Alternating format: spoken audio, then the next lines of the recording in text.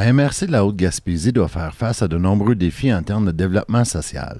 La précarité de l'économie et du marché de l'emploi dans la MRC, ainsi que le manque de services et de ressources de proximité, ont un impact important sur de nombreuses familles et individus de la région. Devant cette situation, plusieurs partenaires ont mis en commun leur expertise dans le cadre de la nouvelle démarche intégrée en développement social de la Haute-Gaspésie. La démarche a pour mission de contribuer au mieux-être des jeunes et de leurs familles, notamment par la mise en place de conditions favorables. Le concept d'autonomie alimentaire s'est retrouvé au cœur des réflexions de la démarche et a été identifié comme un élément important qui pourrait favoriser un développement social positif au sein de la MRC. Marie-Ève Paquette, agente de mobilisation à la MRC de la Haute-Gaspésie, explique les grandes lignes de cette nouvelle démarche et précise la notion d'autonomie alimentaire. La démarche intégrée en développement social, en fait, ça rassemble beaucoup de partenaires. C'est un peu difficile à résumer, mais en illustrant un peu les partenaires qui participent, on comprend mieux. C'est donc les gens du communautaire, de l'éducation, du service de la santé. Il y a des élus autour de la table. Tous des gens qui ont des préoccupations au niveau de la lutte à la pauvreté et au développement de nos communautés, dans le fond, pour les services aux citoyens qui vivent en contexte de vulnérabilité. Donc, c'est ça, on travaille en différents chantiers. On a le chantier aîné, le chantier adulte, un chantier qui se préoccupe plus de l'enfance et de la famille en général. Et celui qui nous préoccupe aujourd'hui, c'est plus le chantier pauvreté, besoins de base, où on traite vraiment d'autonomie alimentaire. L'autonomie alimentaire, ça se définit en fait par la capacité d'une région, d'un territoire donné à s'approvisionner lui-même en denrées alimentaires.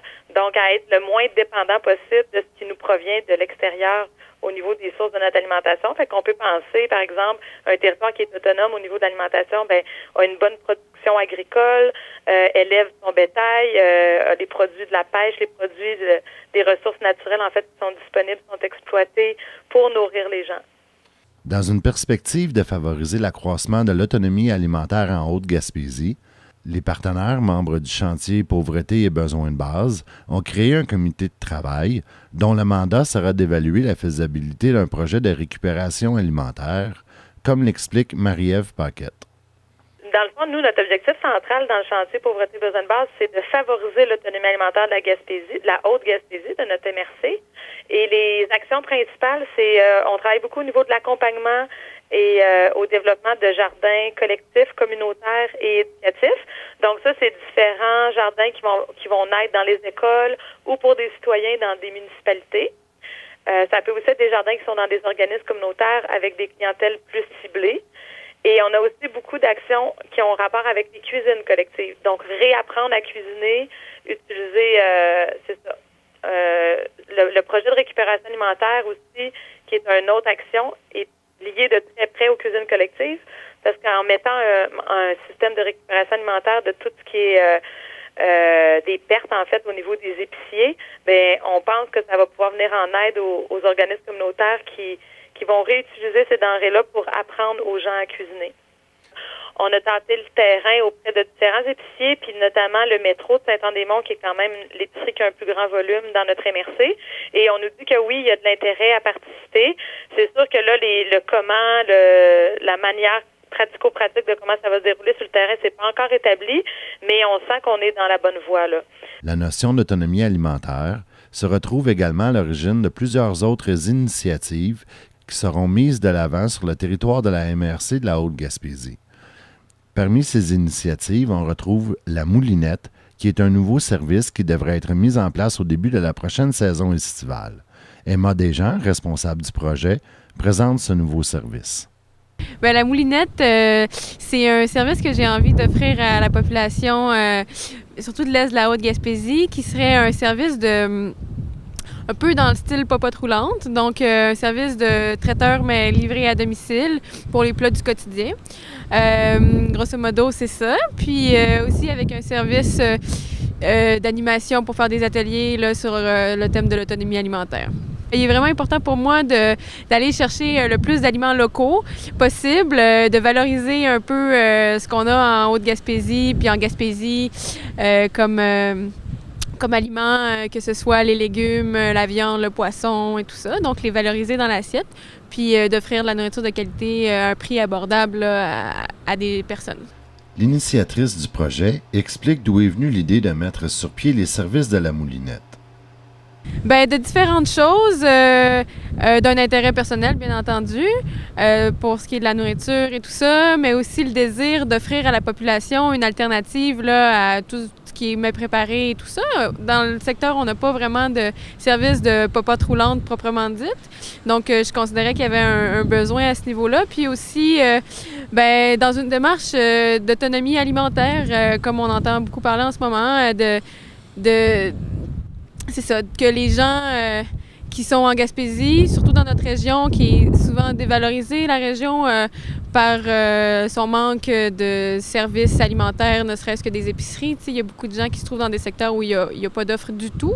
Des personnes âgées, des personnes qui ont besoin de ce genre de services-là. Donc, c'est de là qu'est venue mon idée. Pourquoi la moulinette? Ben, c'est un nom qui est venu un peu d'emblée. C'est un petit mot mignon que j'aime bien. Puis aussi, la moulinette, c'est un vieil instrument de cuisine, là, pour certains qui connaissent, qu'on tourne pour faire de la purée, donc les choses se mélangent. Il y a du mouvement, fait que c'est pour ça la moulinette.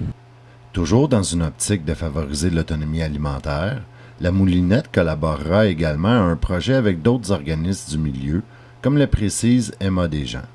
En collaboration avec la coop du Cap, la coop du Levier des artisans qui se trouve à Mont-Louis, puis la Moulinette, on a déposé un projet dans lequel on attend des subventions au MAPAC, mais un projet qui s'appelle Les Anges Jardins, qui se veut vraiment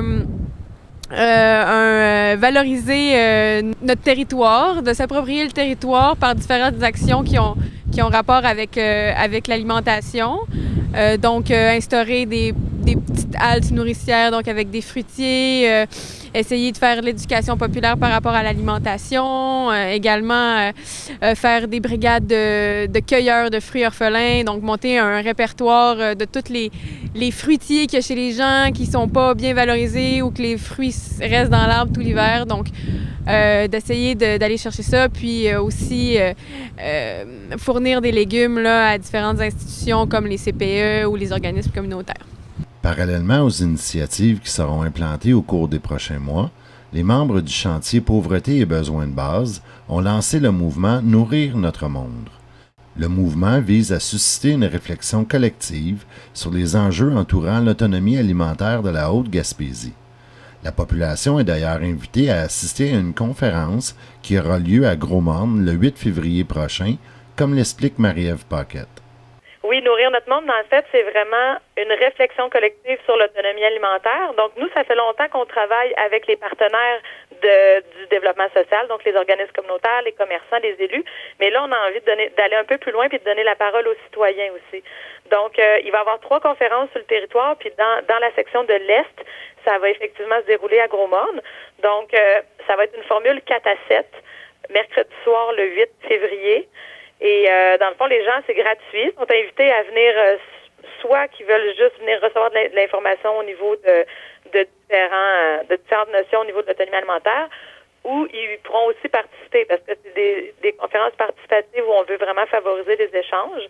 Donc, si les gens ont envie de venir partager avec nous le fait qu'ils jardinent ou s'ils ont des ressources à partager, quand on parle d'arbres fruitiers, de terrains disponibles pour faire des jardins communautaires, ou peu importe. On veut valider un peu c'est quoi les préoccupations des gens, leur champ d'intérêt, puis ce à quoi ils aimeraient peut-être participer dans l'avenir.